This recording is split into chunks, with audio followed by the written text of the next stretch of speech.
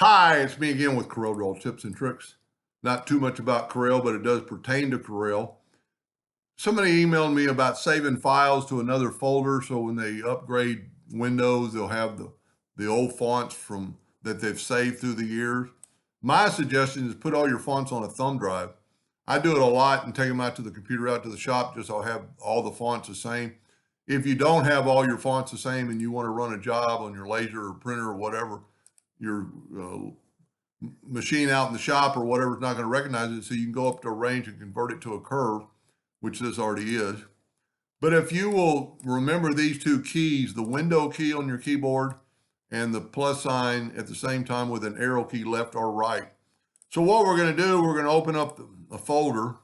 Windows, the folder is in C normally, in Windows, the font folder, and then there's your fonts. So just double click on it, open up all your fonts. But we want to make a second window. So we want to hold down the window key and the right arrow key, and it made another window. But now to open up a second window, you need to hold down the shift key and double click on it. That'll open up a second window. We're going to go ahead and reduce that in size. And we're going to go and see it's right there at the font. So here's your fonts.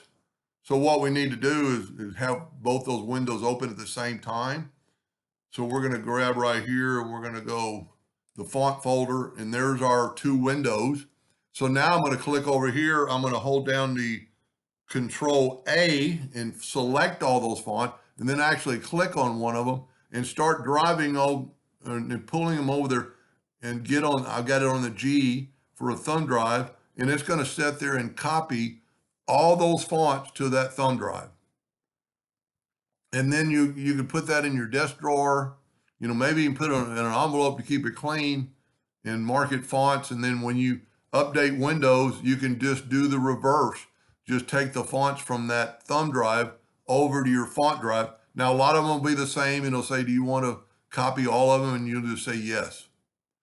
Anyway, I hope that helped just a little bit, and thank you for watching.